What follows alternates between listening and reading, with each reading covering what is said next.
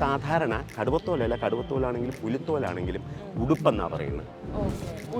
ഉടുപ്പെന്നാണ് പറയുന്നത്. ഇനി അതിനെ എങ്ങനെ ഡിസ്റ്റിങ്വിഷ് ചെയ്യും? കടുവത്തോലിന് വര, പുലിക്ക് പുള്ളി, പുള്ളി ഉടുപ്പ്.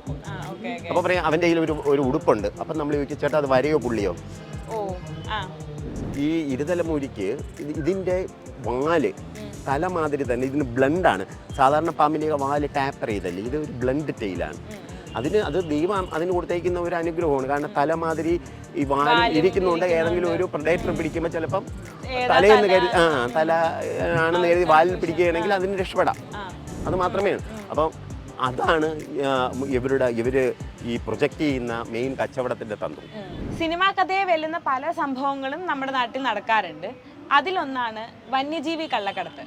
നമ്മൾ ഒരുപക്ഷെ കേട്ടാൽ ഞെട്ടിപ്പോകുന്ന, ഇപ്പോഴും പൂർണ്ണമായിട്ടും സത്യങ്ങൾ പുറത്തു വരാത്ത ഒരു മേഖലയാണിത്. ഇതിനെപ്പറ്റി നമുക്ക് കൂടുതൽ സംസാരിക്കാൻ നമ്മുടെ ഒപ്പം ഒരാളുണ്ട്, ജയാറാണി. നമസ്കാരം സർ. ഇപ്പോൾ ഞാൻ ആദ്യം പറഞ്ഞ പോലെ തന്നെ സിനിമാ കഥയെ വെല്ലുന്ന കഥകളാണ്, അല്ലെങ്കിൽ സംഭവങ്ങളാണ്, നടന്നതാണല്ലോ, കഥകളല്ല. അപ്പോൾ സാറിൻ്റെ ഒരു ജീവിതത്തിൽ എങ്ങനെയായിരുന്നു ഈ വന്യജീവി കള്ളക്കടത്തിൻ്റെ ആ ഒരു ചാപ്റ്റർ? ജീവിതത്തിലല്ല, സർവീസിൽ. അതെ. ഓക്കെ. അപ്പോൾ ശരിക്കും പറഞ്ഞാൽ മാഡം പറഞ്ഞതിൽ ഒരു കാര്യമുണ്ട്. ഈ വന്യജീവി കള്ളക്കടത്ത് എന്ന് പറയുന്നത് അധികം പുറം ലോകം അറിയാത്തൊരു സാധനമാണ്. കാരണം ജീവികൾ മിണ്ടാപ്രാണികളാണ്. അതിൻ്റെ ജീവനോടെയും അല്ലാതെ വൈൽഡ് ലൈഫ് പ്രോഡക്ട്സ് ആയിട്ടും ഇഷ്ടംപോലെ ഇത് കച്ചവടം നടക്കുന്നുണ്ട് പലയിടത്തും. നമ്മൾ നോക്കുമ്പോൾ, പത്രമൊക്കെ എടുത്ത് നോക്കുമ്പോൾ പലപ്പോഴും ആനക്കൊമ്പ് പിടിച്ചു, കടുവത്തോല് പിടിച്ചു, പുലിത്തോല് പിടിച്ചു എന്നുള്ള ന്യൂസ് നമ്മൾ കാണുന്നുണ്ട്. പക്ഷേ അതൊക്കെ നമ്മൾ ഈ ഒരു വലിയ ഹിമാനിയുടെ അറ്റം മാതിരി, ടിപ്പ് ഓഫ് ദ ഐസ്ബർഗ് എന്ന് പറയുന്ന മാതിരി, ഇത് ശരിക്കും ഒരു വലിയ ക്രൈമിൻ്റെ അറ്റമാണ് നമ്മളിത് കാണുന്നത്. നമ്മൾ മൊത്തത്തിൽ നോക്കുകയാണെങ്കിൽ വൈൽഡ് ലൈഫ് ട്രാഫിക്കിംഗ് എന്ന് പറയുന്ന, അല്ലെങ്കിൽ വന്യജീവി കള്ളക്കടത്ത് എന്ന് പറയുന്നത് ലോകം മൊത്തം നോക്കുകയാണെങ്കിൽ ഒരു $20 ബില്യൺ ആനുവലി ക്രയവിക്രയം ചെയ്യുന്ന ഒരു ബിസിനസ്സാണ്. അതായത് എറൗണ്ട് 10 to 20 ബില്യൺ. അതായത് അത് ചിലപ്പോൾ എന്താണ്, ബോത്ത് ഇൻക്ലൂഡിങ് ഫോണ ആൻഡ് ഫ്ലോറ, മൃഗങ്ങളും സസ്യങ്ങളും വരും, റെഡ് സാൻഡേഴ്സ് പോലുള്ള സാധനങ്ങൾ വരും. അപ്പോൾ അതിൻ്റെ പകുതി എടുക്കുക, 10 ബില്യൺ എടുക്കുക. 10 ബില്യൺ എടുത്താൽ പോലും 1000 കോടിക്ക് മുകളിൽ ആണ് ഒരു വർഷം ഈ വന്യജീവി കള്ളക്കടത്തിലൂടെ ക്രയവിക്രയം ചെയ്യപ്പെടുന്നത്. അതിൽ പെറ്റ് ആനിമൽസ് ഒരുപാട് വരും കേട്ടോ. എല്ലാം കടുവത്തോലും പുലിത്തോലും ആവണമെന്നില്ല. പിന്നെ നമ്മളിപ്പോൾ ഈ പുറം ലോകം കാണുന്നില്ല എന്ന് ഞാൻ പറയുന്നത്, പലപ്പോഴും നമുക്ക് വിവരം കിട്ടുമ്പോൾ, ഇപ്പോൾ നമ്മൾ എവിടെയെങ്കിലും പോയൊരു ആനക്കൊമ്പ് പിടിക്കുന്നു. ഇപ്പോൾ ഉദാഹരണത്തിന് വടശ്ശേരിക്കര ടൗണിൽ നിന്ന് നമ്മളൊരു ആനക്കൊമ്പ് പിടിച്ചെന്നുള്ളൂ. അത് ഒരിക്കലും വടശ്ശേരിക്കര ടൗണിൽ വന്ന ഒരു ആനയുടേതല്ല. പ്രോബ്ലി അത് എന്താണ്, വയനാടെന്നാവാം, അല്ലെങ്കിൽ പച്ചക്കാനത്ത് നിന്നാവാം, അത്ര അങ്ങനെയുള്ള ദൂരസ്ഥലങ്ങളിൽ നിന്നാവാം. അപ്പോൾ ശരിക്കും പറഞ്ഞു കഴിഞ്ഞാൽ ആൾക്കാർക്ക് ആ ഒരു ബോധവത്കരണം, ഇത്രയും $multi-million കച്ചവടമാണ് ഇത് നടക്കുന്നത് എന്ന്. അപ്പോൾ അതായത് ലോകത്തിൽ നോക്കുകയാണെങ്കിൽ നമ്മളുടെ ഡ്രഗ്സ് ആൻഡ് ആംസ് ഉണ്ട്, അതിൻ്റെ ട്രാഫിക്കിങ്ങും ഹ്യൂമൻ ട്രാഫിക്കിങ്ങും ഉണ്ട്. പിന്നെ കൗണ്ടർഫീറ്റ് പ്രോഡക്ട്സ് ഉണ്ട്, അതായത് ഈ തട്ടിപ്പ് സാധനങ്ങൾ, നമ്മൾ വ്യാജം. ഈ ബിസിനസ്സുകൾ കഴിഞ്ഞു കഴിഞ്ഞാൽ അടുത്ത ഏറ്റവും കൂടുതൽ ക്രയവിക്രയം ചെയ്യപ്പെടുന്നതാണ് ഈ വന്യജീവികളുടെ കള്ളക്കടത്ത് എന്ന് പറയുന്നത്. അപ്പോൾ അതിൽ ഏറ്റവും കൂടുതലായിട്ട് ഇപ്പം നമ്മൾ നോക്കുകയാണെങ്കിൽ, ഇന്ത്യയിലെ കാര്യം എടുത്ത് നോക്കുകയാണെങ്കിൽ ഏറ്റവും കൂടുതൽ കള്ളക്കടത്തിന് വിധേയമാകുന്ന ഒന്ന് ഐവറിയാണ്, ആനക്കൊമ്പാണ്, എലിഫന്റ് ടസ്ക്. പിന്നെ ഉള്ളത് ടർട്ടിൽസ് ഉണ്ട്, പിന്നെ ടോർട്ടിസസ് ഉണ്ട്, സ്റ്റാർ, നക്ഷത്രാമ, ഇങ്ങനെയുള്ള സാധനങ്ങൾ. അതിശയം എന്തെന്ന് വെച്ച് കഴിഞ്ഞാൽ ഈനാം ബീച്ചിയെ നമ്മൾ ട്രിവാൻഡ്രം സിറ്റിക്കകത്തുനിന്ന് പിടിച്ചിട്ടുണ്ട്, ലൈവ് സ്പെസിമെൻ. മനസ്സിലായില്ലേ? അപ്പോൾ ട്രിവാൻഡ്രം ഇത്ര റെയറായിട്ട് കാണുന്ന ഒരു ആൻറ്റിറ്ററിനെ അല്ലെങ്കിൽ ഒരു സ്പെസിമെൻ ലൈവായിട്ട് ട്രിവാൻഡ്രം സിറ്റിക്കകത്ത് കച്ചവടം ചെയ്യപ്പെടുന്നു എന്ന് പറയുമ്പോൾ മനസ്സിലാക്കുക.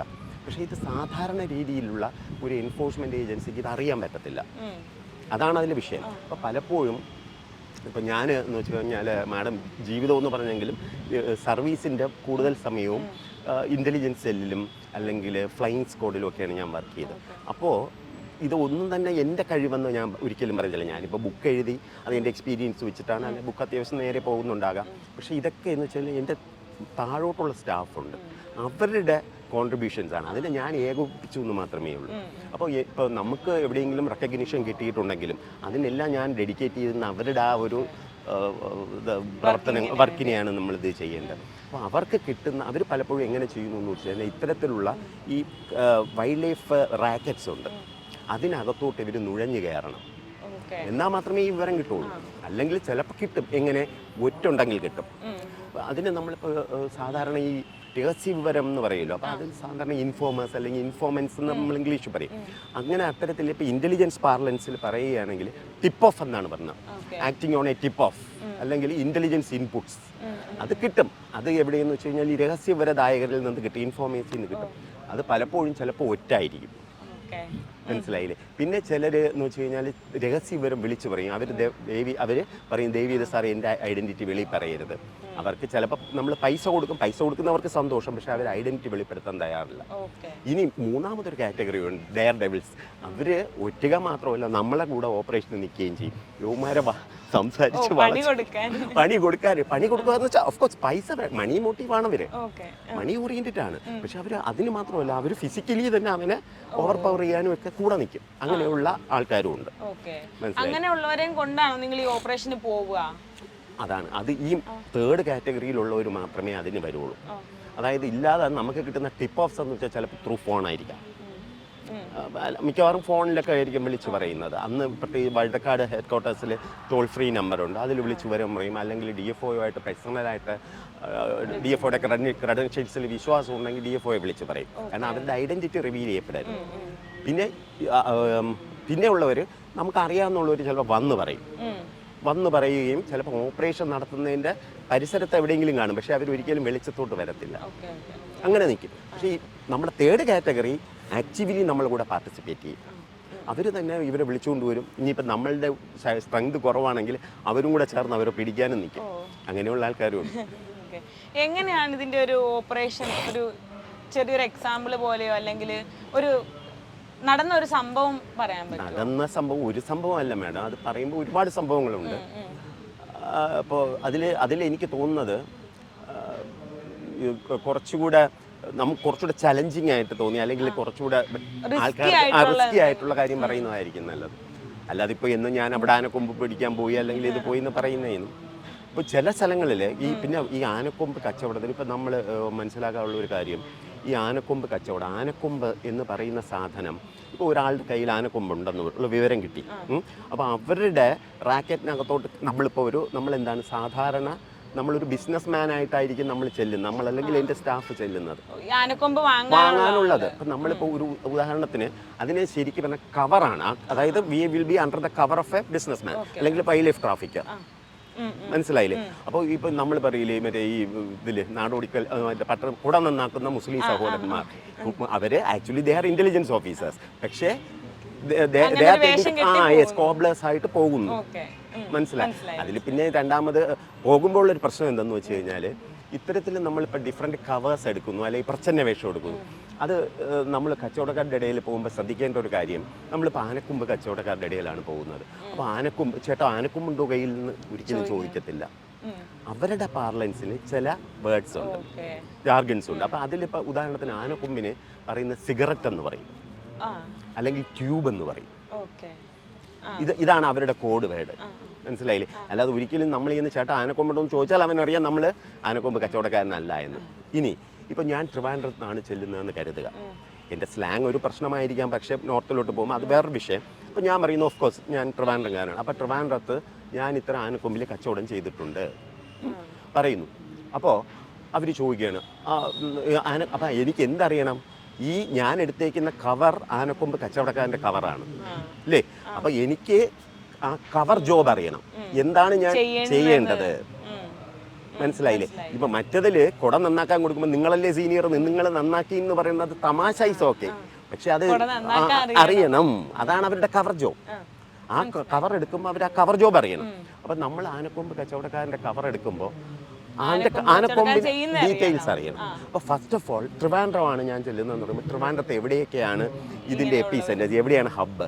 ഇപ്പോൾ ഉദാഹരണത്തിന് പേട്ട, ആനേറ അല്ലെങ്കിൽ മുട്ടത്തറ, ചാക്ക എന്നിങ്ങനെയുള്ള സ്ഥലങ്ങളിലാണ് കൂടുതലും ആനക്കൊമ്പ് കാർവേഴ്സും ഒക്കെ ഉള്ളത്. അവരൊരിക്കലും പോച്ചേഴ്സോ അല്ലെങ്കിൽ ഹണ്ടേഴ്സോ അല്ല, അവർ ശരിക്കും കാർവേഴ്സാണ് അല്ലെങ്കിൽ ആർട്ടിസാൻസ്, ശില്പം ചെയ്യുന്ന ആൾക്കാർ. പണ്ട് അതിന് വലിയ പ്രശ്നമില്ലായിരുന്നു, പക്ഷേ 1972 ആക്ട് വന്നു, വൈൽഡ് ലൈഫ് പ്രൊട്ടക്ഷൻ ആക്ട് വന്നു. പിന്നെ 86 ആയപ്പോൾ വളരെ സ്ട്രിക്റ്റ് ആയിട്ട് ഇത്തരത്തിലുള്ള ട്രേഡ് ബാൻ ചെയ്തു. അപ്പോൾ അവർ ചെയ്യുന്നത് ഇല്ലീഗലായി, പക്ഷേ still they are continuing to do. അത് തെറ്റാണ്, ഞാൻ പറഞ്ഞാൽ മനസ്സിലായി. അപ്പോൾ ഞാൻ ഒരിക്കലും ഒരു പോച്ചേഴ്സ് എന്നുള്ള കാറ്റഗറിയിൽ അവരെ പെടുത്താൻ പറ്റത്തില്ല. പക്ഷേ even then they are in possession of the contraband ഇല്ലേ? അപ്പം അതുകൊണ്ട് അവർ കുറ്റത്തിൻ്റെ മുമ്പ് അവർ ശിക്ഷിക്കപ്പെടേണ്ടവർ തന്നെയാണ്. പ്രോബ്ലി അവർ ഉള്ളത് കൊണ്ടാണ് ഞാൻ കോച്ചിങ്ങിന് പോയെന്ന് വേണമെങ്കിൽ ഒരാൾക്ക് പറയാം, ഇല്ലേ? അപ്പം അത് അങ്ങനെ പോകുമ്പോൾ അപ്പം ആനക്കൊമ്പ്, അപ്പം ഞാൻ ഈ ഇന്ന സ്ഥലങ്ങളിലാണ് ആനക്കൊമ്പ് കച്ചവടം കൂടുതൽ ഉള്ളത് എന്നൊക്കെ അവരോട് പറയേണ്ടി വരും, ചിലപ്പോൾ പറയേണ്ടി വരും സംസാരത്തിനിടയിൽ. അല്ലെങ്കിൽ തന്നെ ആരൊക്കെയാണ് ഇതിൽ ഇൻവോൾവ് ആയിട്ടുള്ളത്. ഞാൻ ആൾക്കാരെ പേര് പറയുന്നില്ല, പണ്ട് ഉണ്ടായിരുന്ന ആൾക്കാർ. ഇപ്പം ഞാൻ ഇപ്പം അങ്ങനെ വലിയ ട്രേഡ് ഇല്ല. ഈവൻ ദെൻ ഞാൻ പറയുന്നത് അങ്ങനെ കുറച്ച് ആൾക്കാരുടെ, അപ്പം ഞാൻ ഇന്ന ആളിനെ എനിക്കറിയാം അല്ലെങ്കിൽ എന്നോട് പറയുമ്പോൾ അവർക്ക് നമ്മളുടെ ക്രെഡൻഷ്യൽസിൽ കുറച്ച് വിശ്വാസം വരും. ഇനി തിരിച്ചുള്ളത് കാര്യം എന്ന് വെച്ചാൽ ആനക്കൊമ്പിന് എങ്ങനെയാണ് വില പറയുന്നത്.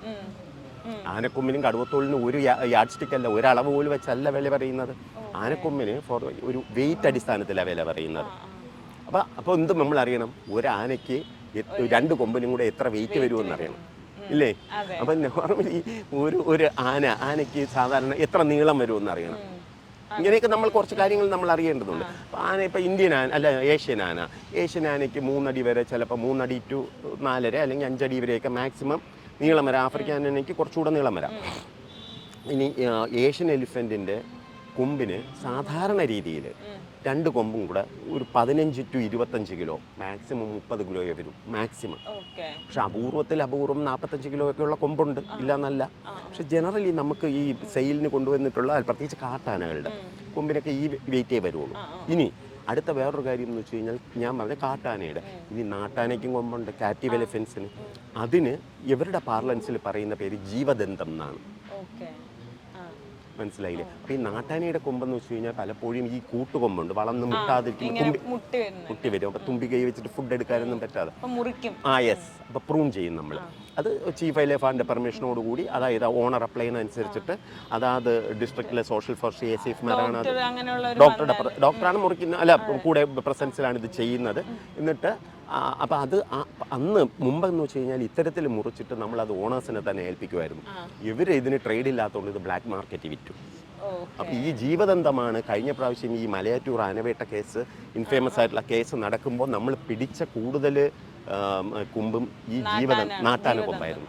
അതിന് നമുക്ക് വിസിബിളി അറിയുമ്പോൾ കാണാം നല്ല സൈസായിരിക്കും. ചില കാർവേഴ്സ് പറയുന്നത് അതിലാണ് പണിയാൻ എളുപ്പം എന്നാണ്. അതിൻ്റെ എന്താണ് കാര്യമെന്ന് എനിക്ക് അറിഞ്ഞുകൂടാ. അപ്പോൾ ഇത്തരത്തിൽ ജീവദന്തം. പിന്നെ രണ്ടാമത് ഇപ്പം ആനക്കൊമ്പ് സാധാരണ രീതിയിൽ വിഗ്രഹത്തിനായിട്ടൊക്കെ മുറിക്കുകയാണെങ്കിൽ 7 ഇഞ്ച് നീളത്തിലാണ് മുറിക്കുന്നത്. അതുമാതിരി തന്നെ കിലോയ്ക്ക് ഇപ്പം ഞാൻ പറഞ്ഞു 15 to 30 കിലോ എന്ന് പറഞ്ഞു. അപ്പോൾ 1 കിലോയ്ക്ക് എത്ര വില വരും നമ്മളറിയണ്ടേ? അപ്പോൾ അവർ ചിലപ്പോൾ പറയും 1 കിലോ 10 ലക്ഷം രൂപ. അപ്പോൾ ഈ നമ്മൾ ഉദ്യോഗസ്ഥനാണ്, ഇത് എങ്ങനെയെങ്കിലും ഇത് പിടിക്കണം എന്നുള്ള വെപ്രാളത്തിൽ നമ്മൾ ശരി എന്ന് പറഞ്ഞു കഴിഞ്ഞാൽ അപ്പം മനസ്സിലാവും നമുക്ക് ആനക്കൊമ്പുമായിട്ടൊരു ബന്ധമില്ല, മനസ്സിലായി. അപ്പം സാധാരണ രീതിയിൽ ഞാനിപ്പോൾ ഒരു ഇത് പറയുന്നത്, അതായത് ഞാൻ 2001 സമയത്തൊക്കെ ഞാൻ നെയ്യാർ ഡാമിൽ റേഞ്ച് ഓഫീസറായിരുന്നു. അന്നൊക്കെ എന്ന് വെച്ച് കഴിഞ്ഞാൽ ഒരു 5000, 7000, 8000, 10,000 രൂപയ്ക്ക് അകത്തേ ആനക്കൊമ്പിന് കിലോയ്ക്ക് വിലയുണ്ടായിരുന്നുള്ളൂ. പക്ഷേ ഇപ്പോൾ ഈ മലയാറ്റൂർ ആനവേട്ട കേസ് സമയമൊക്കെ വന്നപ്പോൾ പലരും ഈ വില കയറ്റി 50,000 ഈവൻ 1 ലക്ഷം വരെ ബ്ലാക്ക് മാർക്കറ്റിൽ വില പറയുന്നുണ്ട്. പക്ഷേ സ്ട്രിക്ട്ലി സ്പീക്കിംഗ് ഇങ്ങനെയുള്ള കാർവേഴ്സ് 1 ലക്ഷം കൊടുക്കണമെന്നല്ല അതിൻ്റെ അർത്ഥം. പക്ഷേ അത് വില സാധാരണ ആ ലെവലിലാണ് നിൽക്കുന്നത്. അതൊന്നും. രണ്ടാമത് നമ്മൾ കടുവത്തോലിൻ്റെ കാര്യമാണ്. ഇപ്പം കടുവത്തോലിന് ആനക്കൊമ്പ് കണക്കില്ല. ഇപ്പം കടുവത്തോലാണെങ്കിലും പുലിത്തോലാണെങ്കിലും ഉള്ളൊരു പ്രത്യേകത എന്ന് വെച്ച് കഴിഞ്ഞാൽ ഇതിന് ആനക്കൊമ്പിന് വെയിറ്റിനാണ് വില പറയുന്നത്. കടുവത്തോലിനും പുലിത്തോലിനും നീളത്തിനാണ് വില പറയുന്നത്, വെയിറ്റ് അല്ല. അപ്പോൾ കടുവത്തോല്, അപ്പം ഇനി നേരത്തെ ഞാൻ പറഞ്ഞ കണക്ക് ഇപ്പം ചേട്ടാ കടുവത്തോലുണ്ടോ എന്ന് നമ്മൾ ചോദിക്കില്ല. കടുവത്തോലിന്റെ എന്താ അങ്ങനെ പറയുന്നത്? അതിനെല്ലാം ഓരോന്നിനും കോഡുണ്ട് മാഡം. അപ്പോൾ കടുവത്തോലിന് സാധാരണ കടുവത്തോലാണെങ്കിലും പുലിത്തോലാണെങ്കിലും ഉടുപ്പെന്നാണ് പറയുന്നത്. ഉടുപ്പെന്നാണ് പറയുന്നത്. ഇനി അതിനെ എങ്ങനെ ഡിസ്റ്റിങ്വിഷ് ചെയ്യും? കടുവത്തോലിന് വര, പുലിക്ക് പുള്ളി ഉടുപ്പ്. അപ്പോൾ പറയാം അവൻ്റെ കയ്യിൽ ഒരു ഉടുപ്പുണ്ട്. അപ്പം നമ്മൾ ചോദിക്കും ചേട്ടാ അത് വരയോ പുള്ളിയോ? മനസ്സിലായില്ല. ഇപ്പം ഇതിൽ മനസ്സിലായി വേറൊരു കാര്യം, കടുവയ്ക്കുള്ള സ്ട്രൈപ്സ് ഉണ്ടല്ലോ, വര, അത് ഡിസ്റ്റിങ്റ്റീവാണ്. അതായത് ഓരോ കടുവയ്ക്കും അത് വ്യത്യാസപ്പെട്ടുകൊണ്ടിരിക്കും. സിമിലർ ആയിട്ടല്ല ഈ കടുവയായിട്ട് ഫിംഗർ പ്രിന്റ്. അതേമാതിരി തന്നെ നമ്മുടെ ഇന്ത്യൻ ലെപ്പേർഡിനെ തിരിച്ചറിയാൻ ഉപയോഗിക്കുന്ന ഒരിതാണ് അതിന് പുള്ളി എന്ന് പറയുന്നത്. അതിന് ശരിക്കും റോസെറ്റ് എന്നാണ് ഇംഗ്ലീഷിൽ പറയുന്നത്. അതായത് ഇപ്പം നടുക്ക് മഞ്ഞയും ചുറ്റിലും കറുപ്പുമാണ്. നമ്മുടെ ഈ ബാഡ്ജൊക്കെ വെക്കുന്നതൊക്കെ നമ്മൾ ഫ്രിൽസ് വെച്ചിട്ട് വെക്കൂലേ, അതേമാതിരിയുള്ള അടയാളങ്ങളായിരിക്കും പുള്ളിയുടെ ദേഹത്ത്. പക്ഷേ ഈ ഷോൾഡറിലൊക്കെ വരുമ്പോൾ സോളിഡ് ആയിരിക്കും, അത് മുഴുവൻ കറുപ്പായിരിക്കും. അപ്പോൾ ഇനി ഈ വില പറയുമ്പോൾ എന്ന് വെച്ച് കഴിഞ്ഞാൽ ഈ കടുവത്തോലിന് പുള്ളിത്തോലിന് അടിക്കാ വില പറയുന്നത്. അപ്പോൾ കടുവത്തോൽ എന്ന് പറയുമ്പം എത്ര നീളം വരും? അപ്പം ഞാൻ ചേട്ടാ കടുവത്തോൽ 10 മീറ്റർ ഉണ്ടോയെന്ന് എനിക്ക് അല്ലെങ്കിൽ 15 മീറ്റർ ഉണ്ടോ എന്ന് ചോദിക്കാൻ പറ്റത്തില്ല. അപ്പോൾ കടുവത്തോൽ സാധാരണ രീതിയിൽ കടുവത്തോൽ നീളം കൂടുതലാണ്, ഇൻക്ലൂഡിങ് വാല് ഒരു ചിലപ്പോൾ 9, 9.5, 10 അടി വരെ ചിലപ്പോൾ പോയേക്കാം. പക്ഷെ പുലിയുടേത് സാധാരണ വരുന്നത് എന്ന് വെച്ച് കഴിഞ്ഞാൽ 6.5, 7 അടി നീളമാണ്. മനസ്സിലായില്ലേ? കടുവത്തോലിന് ഇപ്പോഴുള്ള കാര്യം എനിക്കറിയത്തില്ല. കടുവത്തോലിന് മുമ്പൊക്കെ എന്ന് വെച്ചാൽ വില പറഞ്ഞിരുന്നത് അടിക്ക് ഒരു 2.5-3 ലക്ഷം രൂപ വെച്ച് പറയുമായിരുന്നു അടിക്ക്. പുലിത്തോലിന് 1 ലക്ഷം 1.5 ലക്ഷം വെച്ച് പറയും. അപ്പോൾ ഇതേ കണക്ക് കടുവത്തോലിന് ഇപ്പം 10 ലക്ഷമാണ് അടിക്കെന്ന് പറഞ്ഞു കഴിഞ്ഞാൽ നമ്മൾ ആ ശരിയെന്ന് പറയുമ്പോൾ തന്നെ അവന് മനസ്സിലാകും നമ്മൾ എന്തോ ഫ്രോഡ് പരിപാടിയാണ്, ഇതിൽപ്പെട്ട ആളല്ല. അപ്പോൾ ഇത്തരത്തിലാണ് ഇങ്ങനെയുള്ള സാധനങ്ങൾക്ക് വില പറയുന്നത്. പിന്നെ ഇതല്ലാത്ത സാധനങ്ങളുണ്ട്. നാഗമാണിക്യം, ഗജമുത്തേൻ്റെ ബുക്കിൻ്റെ ടൈറ്റിൽ, അത് വേറൊരു സംഭവമാണ്. അല്ല, ഇപ്പം നിങ്ങൾ ഈ കോഡ് ഭാഷയൊക്കെ പഠിച്ചിട്ട് ഇങ്ങനെ ഒരാള് ഇപ്പം ആനക്കൊമ്പ് കച്ചവടക്കാരൻ എന്നുള്ള രീതിയിൽ ഈ കള്ളക്കടത്തുകാർക്കിടയിലേക്ക് പോകുന്നു, എന്നിട്ട് എങ്ങനെയാ ഓപ്പറേഷൻ ചെയ്യാം? അതിൽ നമ്മൾ കള്ളക്കടത്തുകാരുടെ ഇടയിലേക്ക് നേരിട്ട് പോവുകയല്ല, എല്ലാം തന്നെ സ്ട്രിക്ട്ലി റെഫറൻസ് ബേസ്ഡ് ആണ്. മനസ്സിലായില്ലേ? അപ്പം മാഡം അതിൻ്റെ ഒരു ഇൻ്റഗ്രൽ പാർട്ടാണെന്ന് വെച്ചോളൂ. നിങ്ങൾ എന്നെ ഇൻട്രൊഡ്യൂസ് ചെയ്താൽ മാത്രമേ അവർ അക്സെപ്റ്റ് ചെയ്യുള്ളൂ. എൻ്റെ ക്രെഡൻഷ്യൽസ് അവർ ചെക്ക് ചെയ്യാതെ രണ്ടാമത്തെ കാര്യം. മനസ്സിലായില്ലേ? അപ്പോൾ ഇതിൽ മാത്രമല്ല, ഇപ്പം ഈ നമ്മളുടെ ഇൻ്റർനെറ്റിലോ അല്ല വാട്സപ്പിലോ ടെലഗ്രാമിലോ ഒക്കെ കൂടി തന്നെ ഈ വൈൽഡ് ലൈഫ് ട്രാഫിക്കിങ് നടക്കുന്നുണ്ട്. പക്ഷെ അവിടെയെല്ലാം തന്നെ ഈ കസ്റ്റമേഴ്സിന് ശരിക്കും ഈ റെഫറൻസ് ബേസ്ഡ് ചെക്കിംഗ് ഉണ്ട്. അല്ലാതെ ചുമ്മാ ആര് വന്നിട്ട് വല്ല പിന്നെ എളുപ്പമില്ലയോ? അതുമല്ല, വേറൊരു കാര്യമുണ്ട്. പലപ്പോഴും ഇവർ ഈ കോൺട്രബാൻഡ്സ് അല്ലെങ്കിൽ ഈ വസ്തുക്കൾ അവരുടെ സ്വന്തം വീട്ടിൽ വയ്ക്കത്തില്ല. അപ്പം നമ്മൾ ഒരുത്തിൻ്റെ വീട്ടിൽ കച്ചവടക്കാരനാണെന്ന് പറഞ്ഞ് റെയ്ഡ് ചെയ്താൽ കിട്ടണമെന്നില്ല.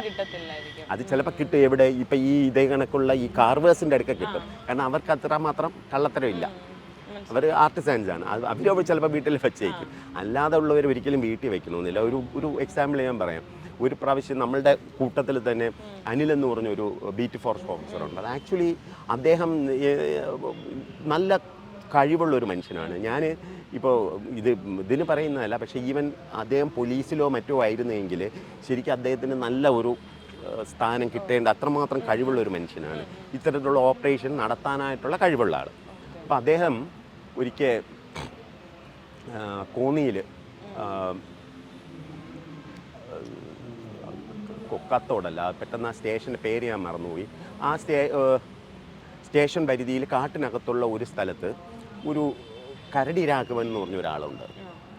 കരടി രാഘവന് ഞാൻ പക്ഷേ അല്ലാതെ പോയി കണ്ടിട്ടുണ്ട്. അപ്പോൾ അദ്ദേഹം സാധാരണ ഒരു വലിയ ലുങ്കി ഉടുത്തേക്കും, ഷർട്ടില്ല, കറുപ്പാണ്, നെഞ്ചിൽ ഇവിടെ മാത്രം കുറച്ച് രോമമുണ്ട്, പ്രായമുള്ള ആളാണ്, താടിയുണ്ട്, മീശ പിരിച്ചു വെച്ചേക്കും വരട്ടാനായിട്ട്. മറ്റേ മോഹൻലാൽ ഇവിടെ ഉണ്ണി വാരി പൊട്ടിച്ചാലും ഉണ്ണിയുണ്ട്. പിന്നെ ഒരു പ്രശ്നം തലമുടി ഇങ്ങനെ ഇങ്ങനെ ഒതുക്കാതെ ഇങ്ങനെ ഇട്ടേക്കും. പിന്നെ ഇതിലുള്ളൊരു പ്രശ്നം, അദ്ദേഹത്തിൻ്റെ മുഖത്ത് മുമ്പ് കരടി അള്ളിയ ഒരു പാടുണ്ട്. അത് പക്ഷെ നികന്നു, പക്ഷെ ഈവൻ തന്നെ ആ സ്കാർ അതിൽ അറിയാൻ പറ്റും. ഒരു ക്രൂരമുഖമാണ്, സ്കർട്ടൊക്കെ ബീഡി വലിച്ചിട്ട് ചുണ്ടെല്ലാം ഇങ്ങനെയാണ്. അപ്പോൾ ഇദ്ദേഹത്തിൻ്റെ അടുക്കെ വേറൊരാൾ വഴി, ഒരു ഇടനിലക്കാരൻ വഴി, അല്ലെങ്കിൽ ഇടനിലക്കാരെന്ന് വെച്ച് കഴിഞ്ഞാൽ പലരും ഈ മിഡിൽമെൻ ഉണ്ട്. കാരണം ഒരിക്കലും പോച്ചർ വന്നിട്ട് എൻ്റെ കയ്യിൽ ഈ സാധനം ഉണ്ടെന്ന് പറഞ്ഞുകൊണ്ട് കൊണ്ടുവന്ന് വിൽക്കാൻ വരില്ല.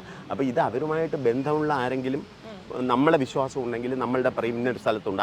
അതാണ് ഞാൻ ഈ ലിങ്കിൻ്റെ കാര്യമാണ്. ഈ ലിങ്കിൽ കയറുമ്പോൾ ഇങ്ങനെ സംസാരം കിട്ടും, ഓക്കെ ഇന്ന സ്ഥലത്തുണ്ട്. അപ്പോൾ അതിൻ്റെ ആൾക്കാരെ നമ്മൾ കോൺടാക്ട് ചെയ്യും. മിക്കവാറും മിഡിൽമാൻ പ്രോഫിറ്റിയേഴ്സ്, പൈസ കിട്ടാനായിട്ടുള്ളവർ അവരറിയാതെ വന്ന് ഇതീ ചാടും. അത് നമ്മളുടെ ഒരു മെയിൻ സ്റ്റേ ആണ് കേട്ടോ. എല്ലാവരും ഒറ്റല്ല. ഇത് ചിലപ്പോൾ ഇവർ കച്ചവടത്തിന് വേണ്ടിയാണ് വരുന്നത്. അവരെ മുൻനിർത്തിയായിരിക്കും നമ്മൾ ഓപ്പറേറ്റ് ചെയ്യുന്നത്. പക്ഷേ ആ കേസ് വരുമ്പോൾ നമ്മൾ ചിലപ്പോൾ അവരെ അങ്ങ് ഒഴിവാക്കും. കാരണം അവർ പൈസയ്ക്ക് വേണ്ടി വന്നു എന്നേ ഉള്ളൂ. അല്ലാതെ അപ്പോൾ ഈ ഇത്തരത്തിൽ കരടി രാഘവനിലോട്ട് പോകും. അപ്പോൾ അതിൽ ഈ കരടി രാഘവനെ അന്വേഷിച്ചിട്ട് അപ്പോൾ അയാൾക്ക് കള്ളത്തോക്കുണ്ടാക്കി വിൽപ്പന ചെയ്യുന്നതാണ് ന്യൂസ്. അപ്പോൾ അനിൽ അദ്ദേഹത്തിന് അന്വേഷിച്ച് പോകുമ്പോൾ ഈ ഒരാളുമായിട്ട് വിചാരിച്ചല്ലാണ് ഒരു കാട്ടിനകത്ത് ഒരു 3 കിലോമീറ്റർ എന്തോ പോകണം. അപ്പോൾ കയറ്റമാണ്, കല്ലിളകി കിടക്കുന്ന, വണ്ടി പോകത്തില്ല. അപ്പോൾ ഇവർ നടന്നു പോവേ. അപ്പോൾ ഇവർ ആ ഒരു എത്തിയപ്പോൾ ഇയാൾ എന്ത് ചെയ്യുന്നു, ഒരു തോക്കിൻ്റെ കുഴലിലൂടെ ഇങ്ങനെ നോക്കിക്കൊണ്ടിരിക്കുകയാണ് ആയിരുന്നു. പെട്ടെന്ന് ഒരു വെടി പൊട്ടി, ഒരു മിന്നൽ, ഒരു ഒച്ചയും. അപ്പോൾ അനുഭവം ഭയങ്കര ഒരു ഒച്ച, എന്തോ മുകളിലൂടെ പാഞ്ഞു പോകുന്ന മാതിരി. അപ്പോൾ തന്നെ പെട്ടെന്ന് മറ്റേ ഈ പക്ഷികളെല്ലാം കുറേ എണ്ണം കിടന്ന് വിളി, കുരങ്ങുകളുടെ വെപ്രാളവും ഇത്തരത്തിലുള്ള ഒരു ഭീകരം ഒരു കാട്ടിനകത്താകുമ്പോൾ ഭയങ്കരമായിട്ട് എക്കോ അടിച്ചുകൊണ്ടിരിക്കും. അപ്പോൾ അയാളുടെ ധൈര്യം എന്ന് പറഞ്ഞാൽ എൻഫോഴ്സ്മെൻറ്റ് ഏജൻസീസിൻ്റെ മൊത്തമുള്ള വെല്ലുവിളിയാണ് അയാൾ ഈ പട്ടാപ്പകൽ ഈ വെടിവെച്ച് കാണിച്ചത്, മനസ്സിലായില്ലേ? അപ്പോൾ എന്നിട്ട് അവിടെ ചെന്നു. അപ്പോൾ അനിലിനെ തന്നെ പറഞ്ഞത്, കാരണം അപ്പോൾ തന്നെ ഞാൻ വിചാരിച്ചു സാറേ ഇയാളെ എങ്ങനെയെങ്കിലും കേസിൽ പെടുത്തണം. എന്നിട്ട് സംസാരിച്ചപ്പോൾ ഇയാൾ പറഞ്ഞു, അവസാനം ഇയാൾ കൺവിൻസ്ഡ് ആയപ്പോൾ ഇയാൾ പറഞ്ഞു നിൽക്കേ എന്ന് പറഞ്ഞിട്ട് കുറച്ച് കാട്ടിനകത്തോട്ട്, ഇയാളുടെ വീടിനെ കുറച്ച് അകത്തോട്ടുള്ള ഒരു മരുതി മരമുണ്ട്. ഈ മരുതി മരത്തിലോട്ട് കരടിയെ പോലെ അള്ളിപ്പിടിച്ച് കയറിപ്പോയിട്ട് അതിന് മുകളിൽ ഒരു 20 അടി മുകളിൽ ഒരു പൊത്തുണ്ട്. ആ പൊത്തിനകത്ത് പ്ലാസ്റ്റിക് പോളിത്തീനിൽ കെട്ടി പൊതിഞ്ഞൊരു തോക്കിട്ടേക്കുന്നു. ആ തോക്ക് എടുത്ത് ഇയാൾ ഇറങ്ങി വന്നു. അയാളുടെ വീട് റെഡി ചെയ്താൽ നമുക്ക് ആ തോക്ക് കിട്ടുമോ? ഇല്ല. മനസ്സിലായില്ലേ? അതാണ് അയാളുടെ ധൈര്യം. അപ്പം ഞാൻ പറഞ്ഞത്, ഒരിക്കലും ഈ കോൺട്രബാൻഡ് ഇവർ വീടുകളിൽ സൂക്ഷിക്കത്തില്ല. എന്നിട്ട് പക്ഷേ അയാളെ പിന്നെ പിടിച്ചു, അത് വേറെ കാര്യം. അപ്പം ഇങ്ങനെ ഒരു ഓപ്പറേഷൻ. അതേമാതിരി തന്നെയാണ് പണ്ട് മുക്കാലിയിൽ, അതായത് സൈലന്റ് വാലിയിൽ, അവിടെ ഒരു കടുവത്തോൽ പിടിക്കാൻ പോയൊരു കേസുണ്ട്. അപ്പോൾ അതും ഈ അനിൽ വന്ന അനൂകൃഷ്ണൻ എന്ന് പറഞ്ഞ സ്റ്റാഫുണ്ട്. അപ്പോൾ ഇവർ ഈ താവളം എന്ന് പറഞ്ഞ സ്ഥലം കേട്ടിട്ടുണ്ട്. താവളം, പുതൂര്, ബൊമ്മിയാമ്പടി എന്നൊക്കെ ഒരു സ്ഥലമുണ്ട്. അകലിക്ക് പോകുന്ന സൈഡ് പോകണം. അപ്പോൾ ഈ താവളത്ത് നിന്ന്, അപ്പോൾ അവിടെ എന്ന് വെച്ചാൽ മൊബൈൽ റേഞ്ച് തീരെയും കമ്മിയാണ്, കിട്ടത്തില്ല. അപ്പോൾ അവിടെ പോകുമ്പോൾ ഇതേമാതിരി, അപ്പോൾ അന്ന് ശരിക്കും ഒറിജിനൽ പോച്ചറാണ്. ഒറിജിനൽ പോച്ചറും അയാളുടെ ഫ്രണ്ടും കൂടെയാണ് ഇത്. അയാളുടെ ഫ്രണ്ടാണ് മിഡിൽ മാനായിട്ട് വരുന്നത്. അവൻ അറിയത്തില്ല, അവൻ ഇവൻ്റെ കൂടെയുള്ള ആളാണ്. അപ്പോൾ അവിടെ ഈ ഗേറ്റ് കഴിഞ്ഞ്, അപ്പോൾ ഇവൻ ആദ്യം ഈ പോച്ചർ ആരെയും കാണാനേ സമ്മതിക്കുന്നില്ല. അപ്പോൾ ഒരു ദിവസം മുഴുവൻ നമ്മൾ മുക്കാലി നിന്നു. പിറ്റേ ദിവസം ഉച്ച കഴിഞ്ഞു. അപ്പോൾ റേഞ്ച് ഒരുപാട് കമ്മിയാണ്. എന്നിട്ട് എങ്ങനെയെങ്കിലും കോൺടാക്ട് ചെയ്തപ്പോൾ ഇയാൾ പറഞ്ഞു പിറ്റേന്ന് ഉച്ചയ്ക്ക് വൈകിട്ട് ഒരാളെ കാണാൻ തയ്യാറാണെന്ന്. അങ്ങനെ അനിൽ പോവുകയാണ്. പോകുമ്പോൾ ഈ നമ്മുടെ ഈ മറ്റേ മമ്മൂട്ടിയുടെ സിനിമയിലെ ഭാസ്കര പട്ടേലർ എന്നൊക്കെ പറയുന്ന മാതിരി കുഴലെടുത്തിട്ട് തോക്കെടുത്തിട്ട് ഇയാൾ ഗേറ്റിലേക്ക് ചൂണ്ടിങ്ങനെ ഇരിക്കുന്നു. എന്നുവെച്ചാൽ അത് വിരട്ടാനാണ്. അയാൾ വെടിയൊന്നും വെക്കുന്നില്ല, മനസ്സിലായില്ലേ? അപ്പോൾ ഇത്തരത്തിൽ ഉള്ള ചില സിറ്റുവേഷൻസിൽ ആൾക്കാർ പെട്ടുപോകും. ഇനി ഇപ്പം പ്രശ്നം വന്നത് ആണല്ലോ നേരത്തെ ചോദിച്ചത്. ഇത് ഞാൻ രണ്ടെണ്ണം ഇത് തുടക്കത്തിൽ പറഞ്ഞു തന്നുള്ളൂ. പ്രശ്നം വന്നത് ഒരു കാര്യം, ഇത്തരത്തിലൊരു കടുവത്തോലുണ്ടെന്നുള്ളൊരു വിവരം കിട്ടി. അതിൽ ഞാൻ നേരത്തെ പറഞ്ഞ രീതിയിലുള്ള ഒരു മിഡിൽ മാനാണ്. അതായത് അയാൾക്കറിയാം അയാൾ നമ്മളെ കൂടെ സപ്പോർട്ട് ചെയ്യും, ഫിസിക്കലി അവർ ഓവർ പവർ ചെയ്യാൻ സഹായിക്കുന്ന ഒരുത്തൻ പൈസയ്ക്ക് വേണ്ടി അയാൾ കൂടെയുണ്ട്. അപ്പോൾ അയാൾ പറഞ്ഞു അയാൾ മൂന്നാർ നിൽക്കും, നമ്മൾ ചെന്നാൽ മതി, മൂന്നാർ വെച്ചിട്ട് നമുക്ക് കച്ചവടത്തിന് ആൾക്കാരെയൊക്കെ വിളിച്ച് കേട്ടാണ്. പക്ഷേ ഇവനെ നമുക്ക് 100% അങ്ങനെ പോയിട്ട് വിശ്വാസത്തെ എടുക്കാൻ പറ്റത്തില്ല. അവനെ നമ്മളുടെ ഇടയിൽ യക്ഷി എന്നാണ് വിളിക്കുന്നത്. കാരണം അവന് ആരുമായിട്ട് ഒരു കമ്പനിയില്ല, കൂടെ നിൽക്കുന്നവനെ ഞാൻ കൊണ്ടൊന്ന് കുഴി ചാടിക്കുന്നത്. അതിലൊരു എക്സാമ്പിൾ ഉണ്ട്, ഇതിലോട്ട് വരാം, അതെന്നെ ഓർപ്പിക്കാം ഇൻ കേസ് ഞാൻ മാറിപ്പോണെങ്കിൽ.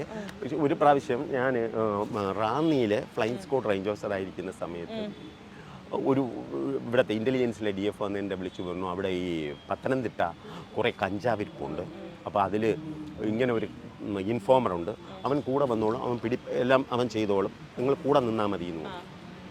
അപ്പോൾ അത് ഒരു മാസത്തിൻ്റെ തുടക്കത്തിലാണ്, 1-ാം തീയതിയോ 2-ാം തീയതിയാണെന്ന് എനിക്ക് തോന്നുന്നു. എന്തായാലും അന്ന് ഇപ്പോഴത്തെ മാതിരിയല്ല, ഇപ്പോൾ എല്ലാം സാലറി നമ്മളുടെ അക്കൗണ്ടിലല്ലേ വരുന്നത്. അന്ന് ഡിവിഷനിൽ നിന്ന് മാറിയിട്ട് ഓരോ റേഞ്ചിലേക്കുള്ള പൈസ നമ്മൾ പോയി മാറിയെടുക്കുകയാണ് ചെയ്യുന്നത്.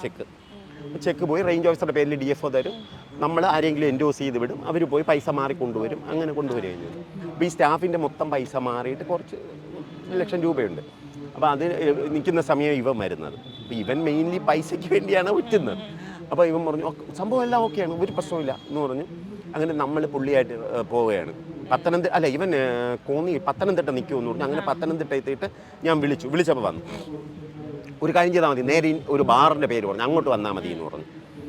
അപ്പം ഞാനും വേറെ ഇപ്പം ഈ പൈസ ബാഗുണ്ട്, പിന്നെ നമ്മൾ 3 പേര്, ഒരു അനിലൻ എന്ന് പറഞ്ഞൊരു സ്റ്റാഫ് ഉണ്ടായിരുന്നു, പിന്നെ മനോജ്. അപ്പോൾ നമ്മൾ ഈ ബാറിലോട്ട് പോയപ്പോൾ ഇവൻ ഒരുത്തനുമായിട്ടിരുന്ന് ഒരു അരണ്ട വെളിച്ചത്തിൽ ഒരു പൈൻറ്റ്, ഒരു 1/2 ലിറ്ററിൻ്റെ എന്തോ കുപ്പിയൊക്കെ വാങ്ങി വെച്ചിരിക്കുകയാണ്. അപ്പോൾ ഇവൻ നമ്മൾ മറ്റേ സാറെന്ന് അങ്ങനെയൊന്നും വിളിക്കരുതെന്നാണല്ലോ നമുക്കുള്ള നിഷ്കർഷ. അപ്പോൾ ഇവൻ ആളിയാ ഇരിക്കുന്നൊക്കെ പറഞ്ഞു. ഇപ്പം നമ്മളിരുന്നു. അപ്പോൾ ഇവ എന്നിട്ട് കുറച്ച് സംസാരിച്ചു അങ്ങേരെടുക്കുക. അപ്പോൾ അങ്ങേര് പറഞ്ഞു ഇവൻ സാധനം അവിടെ ഓട്ടോ സ്റ്റാൻഡിലാണ് വച്ചേക്കുന്നത്, അപ്പോൾ എന്നിട്ട് ഇവൻ പറഞ്ഞു ഒരു കാര്യം ചെയ്യൂ ഈ നമ്മളുടെ കൂടെയുള്ള മനോജിനെയും വിളിച്ച് ഇവൻ ഓട്ടോ സ്റ്റാൻഡിലോട്ട് പോയി. പക്ഷേ എന്തോ കാര്യം വെച്ചിട്ട് അപ്പോൾ അവർ പറഞ്ഞു ഇല്ല സാധനം ഇപ്പം ഇങ്ങ് എത്തിയിട്ടില്ല, തേനിന്ന് വന്നുകൊണ്ടിരിക്കുന്നേ ഉള്ളൂ. അപ്പോൾ ഇവൻ പറഞ്ഞു, അപ്പോൾ ഇവൻ തിരിച്ചു വന്നിട്ട് 5-6 തെറി വാക്കൊക്കെ, ഇവന്മാർ ശരിയാവില്ല, നമുക്ക് ഇവന്മാരുടെ പറഞ്ഞിട്ട് കാര്യമൊന്നുമില്ല എന്നൊക്കെ പറഞ്ഞു. അപ്പോൾ എന്നിട്ട് സ്മോളൊക്കെ അടിച്ച് കഴിഞ്ഞപ്പോൾ നമ്മൾ പറഞ്ഞു ഒരു കാര്യം ചെയ്യും, നമുക്ക് തിരിച്ച് റാന്നി പോവാം, അവിടെ നമ്മൾ നിനക്ക് അക്കോമഡേഷൻ ഇതും ഫുഡും ഒക്കെ തരാം. അപ്പോൾ ഇവന് അത് വേണ്ട, ഇവന് അവിടെ നമ്മൾ റൂം എടുത്ത് കൊടുക്കണം വെള്ളം അടിച്ച് കിടക്കാനായിട്ട്. അപ്പം നമ്മൾ മനഃപൂർവ്വം നമ്മൾ പറഞ്ഞു ഇല്ല നമുക്ക് അവിടെ റൂമുണ്ട്, നീ വന്നു കഴിഞ്ഞാൽ ഇറ്റ്സ് ഓക്കെ. അപ്പോൾ പുള്ളി പറഞ്ഞു ഇല്ല നിങ്ങൾ വിട്ടോ എന്ന് പറഞ്ഞു. നമ്മളങ്ങ് പോയി. അപ്പം ഞാൻ എന്നിട്ട് ഇവിടുത്തെ DFO വിളിച്ച് പറഞ്ഞു ഇതാണ് കണ്ടീഷൻ, ഇവൻ അവിടെ തന്നെ തങ്ങണമെന്നാണ്. നമ്മൾ പറഞ്ഞു അത് കുഴപ്പമില്ല, നിങ്ങൾ പറഞ്ഞു തന്നെ ശരി, അവൻ വേണമെങ്കിൽ നിൽക്കട്ടെ. അപ്പം രാത്രിയായപ്പോൾ ഇവൻ എന്നെ വിളിക്കുന്നു ഫോണിൽ. എന്നിട്ട് ഇവൻ ഫോണിൽ, അപ്പോൾ ഇവൻ ആക്ച്വലി ഈ കഞ്ചാവ് കച്ചവടക്കാരൻ്റെ കൂടെ നിൽക്കുകയാണ്. അപ്പോൾ ഇവൻ ഇങ്ങനെ ഫോൺ ചെയ്തിട്ട് ഒന്ന് ഹോൾഡി അളിയാ ഒന്നൊഴിക്കേ, നീ അടിക്ക് നീ പേടിക്കണ്ട, നാളെ നമ്മളിതെല്ലാം റെഡിയാക്കും, അല്ലെങ്കിൽ പേടിക്കേ വേണ്ട എന്നൊക്കെ എന്നെ വിളിച്ചിട്ട് അളിയാ ഞാൻ പറഞ്ഞില്ലേ ആ കച്ചവടത്തിൻ്റെത്, അപ്പോൾ സാധനം എത്തിയിട്ടുണ്ട്, അപ്പം നാളെ നമുക്കത് സെറ്റ് ചെയ്യണം. അതായത് മറ്റവൻ്റെ ചെലവിൽ അവൻ്റെ കൂടെ വെള്ളം അടിച്ചിട്ട് അവൻ നമ്മളെ വിളിച്ചിട്ട് വേറെ ഭാഷയിൽ പറയുകയാണ് നാളെ അവനെ കൊണ്ടുവരും റെഡിയാക്കണം. അപ്പോൾ നമ്മൾ പറഞ്ഞു ഓക്കെ ശരി നാളെ കാണാൻ ആളിയാന്നൊക്കെ പറഞ്ഞിട്ട് വച്ചു. പക്ഷെ ഇവൻ എന്തോ ഇവന് റൂം എടുത്ത് കൊടുക്കാത്തതോ എന്തോ അവനെ ഇഷ്ടപ്പെട്ടില്ല എന്ന് തോന്നുന്നു. പക്ഷെ പിന്നെ അവൻ്റെ മൊബൈൽ എല്ലാം സ്വിച്ച് ഓഫ്, ഒരു 2-3 നമ്പറുണ്ട്, ഏതിൽ വിളിച്ചിട്ടും സ്വിച്ച് ഓഫ്. കിട്ടിയില്ല. അപ്പോൾ അങ്ങനെ കിട്ടിയില്ല. അത് പിന്നെ നമ്മളങ്ങ് വിട്ടു. 3 ദിവസമായപ്പോൾ പത്രത്തിലൊരു ന്യൂസ്, പത്തനംതിട്ടയുള്ള എക്സൈസ് ഒഫീഷ്യൽസ് അതിസാഹസികമായി തേനിന്ന് കൊണ്ടുവന്ന കഞ്ചാവ് പിടിച്ചു, അങ്ങോട്ട് കൊടുത്താണ് അവൻ മറച്ചു വിറ്റു. ഞാൻ പറഞ്ഞു മനസ്സിലായി. അപ്പൊ അത് ആൾക്ക് യാതൊരു അറ്റാച്ച്മെന്റും ആരോടും ഇല്ല, അതുകൊണ്ടാണ് പുള്ളി നമ്മൾ യക്ഷിന്ന് വിളിക്കുന്നത്. അപ്പൊ ഞാൻ കഥ പോയി. അപ്പൊ യക്ഷി നമ്മളുടെ ഈ കടുവത്തോളിന്റെ കേസിന് മൂന്നാർ നിൽക്കുകയാണ്. അപ്പം നമ്മൾ കണ്ടു, അപ്പം സംസാരിച്ചു. അപ്പം പുള്ളി പറയാണ് മൂന്നാറല്ല അത് മറയൂരായിരിക്കുന്നതെന്ന് പറഞ്ഞു. അപ്പോൾ നമ്മൾ ശരി മറയൂർ പോകാം. മറയൂർ അങ്ങനെ നമ്മൾ മറയൂർ ചെന്നു. നമ്മളുടെ IB ഉണ്ട്. അപ്പോൾ അവിടെ നിന്നു. അപ്പം അവൻ പിന്നെ വേറെ ഫോൺ ചെയ്തിട്ട് പറഞ്ഞു അല്ല അത് ചിന്നാറായിരിക്കുന്നതെന്ന് പറഞ്ഞു. അപ്പം നമുക്ക് എന്തോ അസ്വാഭാവികത മണത്ത്. കാരണം എന്ന് വെച്ചാൽ ഒരു പ്രാവശ്യം പറയും മറയൂരെന്ന്, അല്ല മൂന്നാറെന്ന്, പിന്നെ മറയൂർ, ചിന്നാർ, അതായത് തമിഴ്നാട് സൈഡിലോട്ട് പോവുകയാണ്. അപ്പം നമ്മൾ കഴിവതും ഓപ്പറേഷൻസ് കേരള ലെവലിൽ വെച്ച് ചെയ്യാറുള്ളൂ. കാരണം തമിഴ്നാട്ടിൽ പോയി കഴിഞ്ഞാൽ നമുക്ക് ഒരു എലമെൻ്റ് ഓഫ് അൺസർട്ടനിറ്റി ഉണ്ട്. ചിലപ്പോൾ അവരുടെ കോപ്പറേഷൻ, അവരുടെ ഇപ്പം നമ്മളിപ്പോൾ ചിലപ്പോൾ അവിടുത്തെ ഫോറസ്റ്റ് ഓഫീഷ്യൽസിനെ കോൺടാക്ട് ചെയ്താൽ പോലും അല്ലെങ്കിൽ പോലീസിനെ കോൺടാക്ട് ചെയ്താലും നമ്മൾ ചിലപ്പോൾ പ്രതീക്ഷിക്കുന്ന പ്രതികരണം കിട്ടണമെന്നില്ല. അപ്പം നമ്മൾ പറഞ്ഞു തമിഴ്നാട്ടിൽ പോയിട്ട് നമുക്ക് ചെയ്യാൻ പറ്റത്തില്ല. അപ്പോൾ പറഞ്ഞില്ല തമിഴ്നാട് പോകേണ്ട ആവശ്യമേ ഇല്ല, ചിന്നാറിനകത്ത് ഞാനത് ഏറ്റു. അപ്പോൾ ഒരു കാര്യം ചെയ്താൽ മതി, ഒരാളെയും കൂടെ എന്നെ കൂടെ വിട്ടാൽ മതി, നമ്മൾ പോയിട്ട് കടുവത്തോല് കണ്ട് ഉറപ്പിക്കാം, എന്നിട്ട് നിങ്ങൾ പൈസ, അപ്പം നമ്മൾ പറയുമ്പോൾ പൈസയായിട്ട് പിറകെ വന്നാൽ മതി. അപ്പം നമ്മളുടെ ഒരു ഇതുണ്ട്. അപ്പോൾ അനിൽ എന്നെ പറഞ്ഞു, അനു കൃഷ്ണൻ എന്ന് പറഞ്ഞൊരു സ്റ്റാഫുണ്ട് നമ്മൾ. അപ്പോൾ പുള്ളിയും കൂടെ ഇവൻ്റെ കൂടെ മറയൂരിലുള്ളൊരു സ്റ്റാഫിൻ്റെ ബൈക്ക് എടുത്തിട്ട് ഇവർ രണ്ടുപേരെയും കൂടെ വിട്ടു. അപ്പോൾ ഈ ചിന്നാർ പോകുമ്പോൾ പ്രശ്നമുണ്ട്, ഇതേമാതിരി റേഞ്ച് കമ്മിയാണ്. ഇപ്പം എനിക്കറിയത്തില്ല. അപ്പോൾ ഇവർ പോയി ചിന്നാർ എത്തുന്നവരെയൊക്കെ അവിടെ എത്തിയപ്പോഴും നമ്മളെ വിളിച്ചു. പിന്നെ ഇവന്മാരെ കോൺടാക്ട് ചെയ്യാൻ പറ്റുന്നില്ല. അപ്പം നമ്മൾ ഈ അനുകൃഷ്ണനെ നമ്മൾ കഠിനമായി ശട്ടം കെട്ടി വിട്ടതാണ്. ഇവ എന്ത് പറഞ്ഞാലും നീ തമിഴ്നാട് സൈഡിലോട്ട് പോകരുത്, നമുക്ക് ഇതിനകത്ത് വരണമെങ്കിൽ പിടിച്ചാൽ മതി. വെറുതെ അതാണ് നമ്മൾ പിന്നെ വിളിച്ചിട്ട് കിട്ടുന്നില്ല. റഡാറിൽ നിന്ന് അപ്രത്യക്ഷ വിമാനം പോകുന്നതെന്ന് പറഞ്ഞുകൊണ്ട് കിട്ടുന്നില്ല. അങ്ങനെ നമ്മൾ എന്ത് ചെയ്തു, നമ്മളിവിടെ നിന്ന് മറയൂരിന്ന് ചിന്നാറോട്ട് പോയിക്കൊണ്ടിരുന്നിട്ട് ഇവനെ വിളിച്ചുകൊണ്ടിരിക്കുകയാണ് മാറി. ഇടയ്ക്ക് മൊബൈൽ റിങ് ചെയ്തു. അപ്പോൾ ഇവൻ പറഞ്ഞു തമിഴ്നാട് ഫോറസ്റ്റിൻ്റെ പിടിയിലാണ് എന്ന് മാത്രം പറഞ്ഞു. ഫോൺ കട്ടായി. പിന്നെ വിളിച്ചിട്ട് ഫോൺ റിങ് ചെയ്യുന്ന എടുക്കുന്നില്ല. അപ്പം നമുക്ക് എന്തോ അപകടം മനസ്സിലായി. കാരണം അവിടെയുള്ള ഫോറസ്റ്റ് എന്ന് വെച്ചാൽ ഉടുമൽപേട്ട റേഞ്ച് ഓഫീസാണ്. അപ്പോൾ ഉടുമൽപേട്ട ആണ് പിടിച്ചിട്ടുണ്ടാവുക. അങ്ങനെ നമ്മൾ എന്ത് ചെയ്തു, അന്ന് ഇവിടുത്തെ ചീഫ് ഐലഫാണ് വഴുതക്കാട് വിളിച്ച് പറഞ്ഞു, അദ്ദേഹത്തിൻ്റെ കൗണ്ടർ പാർട്ട് തമിഴ്നാട് ചീഫ് ഐലഫാനെ അറിയിച്ചാലേ നമുക്ക് ഊരിക്കൊണ്ട് വരാൻ പറ്റുള്ളൂ. അപ്പോൾ അതിന് കുറച്ച് സമയം എടുക്കുമല്ലോ. പക്ഷേ അതിന് മുമ്പ് തന്നെ നമ്മൾ വണ്ടി ഓടി. അപ്പോൾ അതെന്ന് വെച്ചാൽ ശരിക്കും ഈ ചിന്നാർ കഴിഞ്ഞൊരു S വളവുണ്ട്. അപ്പോൾ അവിടെ വെച്ചിട്ടാണ് ഈ ഓപ്പറേഷൻ ഇവർ വെന്യൂ ഫിക്സ് ചെയ്തത്. അവിടെ വെച്ചാണ് ഇത് പോയത്. അപ്പോൾ അവരൊരു അപ്പോൾ എന്നിട്ട് തമിഴ്നാട് ചിന്നാറല്ല ഉടുമൽപേട്ട റേഞ്ച് ഓഫീസിൽ നമ്മളെത്തി. നമ്മൾ മഫ്റ്റിയിലാണ്, യൂണിഫോം ഒന്നുമില്ല, കാരണം ഇതിൽ പോവുകയല്ലേ. അപ്പം നമ്മൾ പറഞ്ഞു ഓക്കെ ഇങ്ങനെ റേഞ്ച് ഓഫീസറും DFO ഒക്കെയാണെന്ന് പറഞ്ഞു. അപ്പോൾ അവർ സാർ വാങ്ങ സാർ ഉക്കാരുങ്കോ എന്നൊക്കെ പറഞ്ഞു. അപ്പം നമ്മളവിടെ കസേര ഇരുന്നപ്പോൾ ഞാൻ നോക്കുമ്പോൾ അവിടെ ഒരു സൈഡിലായിട്ട് ഒരു പേസ്പോർട്ട് പെട്ടിയിൽ കടുവത്തോല് മടക്കി വെച്ചേക്കുന്നു. അപ്പോൾ ഞാൻ പെട്ടെന്ന് ഇതാണല്ലേ കടുവത്തോൽ എന്ന് പറഞ്ഞ് ഞാൻ ചെന്ന് എടുക്കാൻ നേരത്ത് പെട്ടെന്ന് ഒരു ആൾ ഇങ്ങനെ കയ്യിൽ പിടിച്ചു ബലത്തിൽ. അപ്പോൾ എനിക്ക് അത് ഫീൽ ചെയ്യുന്നുണ്ടല്ലോ നമുക്ക് അത് ഉദ്യോഗസ്ഥരുടെ എന്ന് വെച്ചാൽ വേണ്ട. അപ്പോൾ സാർ അവസരപ്പെട വേണ്ട, അരസാംഗം മുടിവെടുക്കണ മാതിരി താൻ എല്ലാം നടക്ക പോകരുതെന്ന് അങ്ങനെ എന്തോ തമിഴിൽ പറഞ്ഞു. അതായത് കൂടുതൽ വെപ്രാളം വേണ്ടാതിരിക്കുക എന്നാണ് പറയുന്നത്. ഞാൻ പിന്നെ മിണ്ടാതെ അവിടെ വെച്ചിട്ട് അവിടെ പോയിരുന്നു. പിന്നെ അവസാനം ഇവിടെ നിന്ന് തമിഴ്നാട് ഫോറസ്റ്റ് ഡിപ്പാർട്ട്മെൻറ്റിനെ അവർ കോൺടാക്ട് ചെയ്തു. നമ്മൾ ഉദ്യോഗസ്ഥന്മാരാണെന്ന് പറഞ്ഞു. ഇതിൽ സംഭവിച്ച കാര്യം എന്ന് വെച്ചാൽ ശരിക്ക് പറഞ്ഞാൽ ഈ കടുവത്തോല് ഉടുമൽപേട്ട റേഞ്ചിൽ ഏതോ ഒരു ഒഫൻസിൽ പിടിച്ചതാണ്. മനസ്സിലായില്ലേ? അവർ അത് ഇറക്കി കളിച്ചതാണ്. മനസ്സിലായില്ലേ? അവരത് ഇറക്കിയിട്ട് ഇതേ കണക്കുള്ള കച്ചവടക്കാർ വല്ലതും ഉണ്ടെങ്കിൽ അവരെ പിടിക്കാൻ വേണ്ടി ശ്രമിച്ചതാണ്. പക്ഷെ അത് കറങ്ങി വന്ന് കൊത്തിയത് നമ്മളായി. ഉണ്ട്. പക്ഷെ അതിലൊരു കാര്യം, ഇതിപ്പോൾ എനിക്ക് ചിരിക്കാം, മാഡത്തിന് ചിരിക്കാം. അതിൽ പാവപ്പെട്ട എൻ്റെ അനുകൃഷ്ണനൊക്കെ അത്യാവശ്യം ഇടി കിട്ടി. കാരണം അവന്മാർ പിടിച്ച് തമിഴ് അവന്മാർ പെട്ടെന്ന് അവന്മാർ ഒരു നാനോ കാറിലാണ് വരുന്നത്. പഠിക്കാം, നാനോ കാറിൽ വരുന്നു. അപ്പോൾ ഈ നമ്മുടെ യക്ഷി ഇറങ്ങിയിട്ട് ഇതാണ് കുഴപ്പമില്ല എന്നൊക്കെ പറഞ്ഞുകൊണ്ട് ഇറങ്ങി കാറിനകത്തോട്ട് തലയിടുന്നു. ഇവൻ്റെ തലയോട് അവന്മാർ വലിച്ചകത്തിടുന്നു, ചാടി ഇറങ്ങുന്നു. അപ്പോഴത്തേക്കും അനുകൃഷ്ണൻ ബൈക്ക് തിരിച്ചപ്പോൾ അവന്മാർ ചാടി ഇറങ്ങി ഇവനെയും തൂക്കി അകത്തിട്ടിട്ടാണ് അവരിലുള്ള ഒരുത്തനാണ് ഇവനെ ഈ ബൈക്ക് ഓടിച്ചു കൊണ്ടുപോയത്. അങ്ങനെയും സംഭവിക്കാം. ഇപ്പം പല കാര്യങ്ങൾ സാർ പറഞ്ഞല്ലോ, കടുവയുടെ തോല്, പുലിയുടെ തോല്, ആമകൾ. ഏറ്റവും ഡിമാൻഡ് അല്ലെങ്കിൽ ഏറ്റവും വില കിട്ടുന്ന ഒരു സംഭവം ഏതാ? ഏറ്റവും വില ചോദിക്കുന്നതെന്ന് പറയുക, വില കിട്ടുന്നു എന്ന് പറയാൻ പറ്റത്തില്ല. വില ചോദിക്കുന്നത് എൻ്റെ അറിവിൽ ഏറ്റവും കൂടുതൽ ഇരുതലമൂരി എന്ന് പറയുന്നത് ശരിക്കും സാൻബോവ, മണ്ണൂലിപ്പാമ്പെന്ന് പറയുന്ന സാധനമാണ്.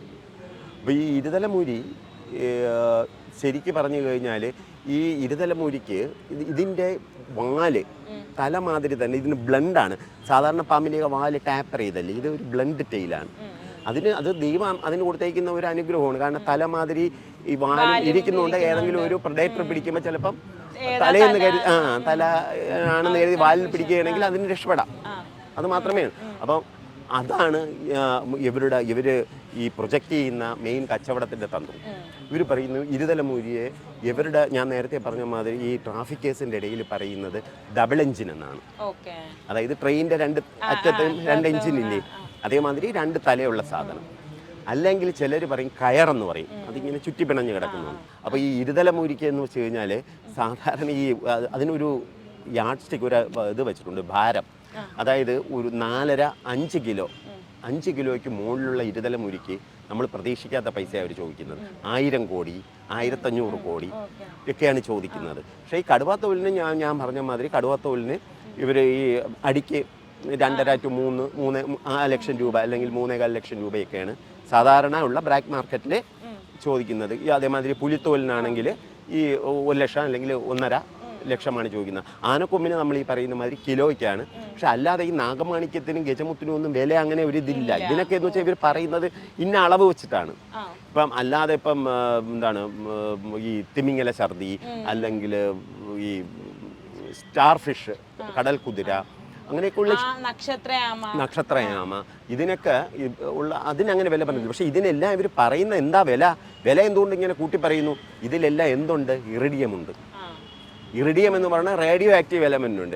ശരിക്കും പറഞ്ഞാൽ ഇറിഡിയം എന്ന് പറയും. എന്തുകൊണ്ട് ഇറിഡിയം, എന്തുകൊണ്ട് യുറേനിയം ഇല്ല, എന്തുകൊണ്ട് പ്ലൂട്ടോണിയം ഇല്ല എന്ന് എന്നോട് ചോദിക്കരുത്. യവന്മാരുടെ വിശ്വാസം എല്ലാത്തിലും ഇറിഡിയം ഉണ്ടെന്നാണ് ഇങ്ങനെയുള്ള സാധനങ്ങളിൽ.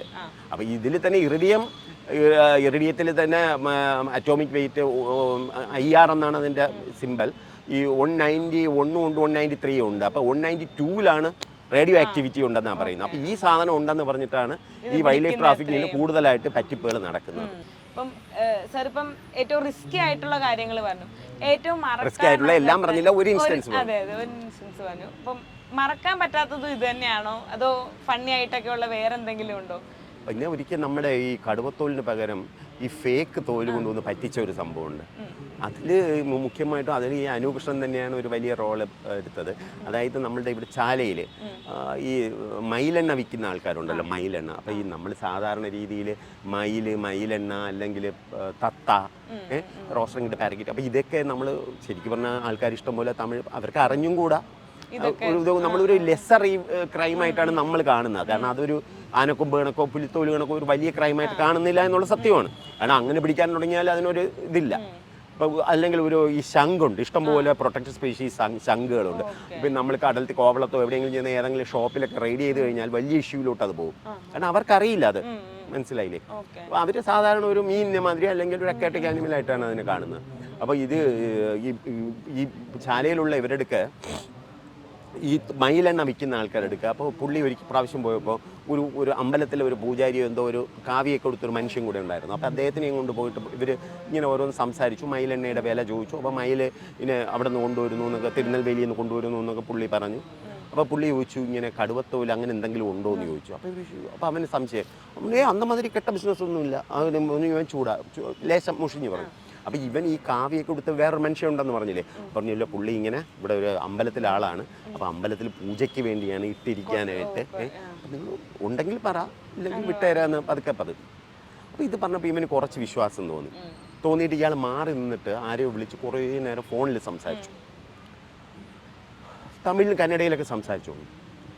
കുറേ കഴിഞ്ഞിട്ട് പുള്ളി വന്ന് ഇവരുടെ പറഞ്ഞു, ഓക്കെ ഐറ്റവർക്ക് അങ്ങനെ ബാംഗ്ലൂരാണ്, ബാംഗ്ലൂരിൽ നിന്ന് വരവേണ്ടിയത് ഒരു വാരം ടൈം എടുക്കുന്നു.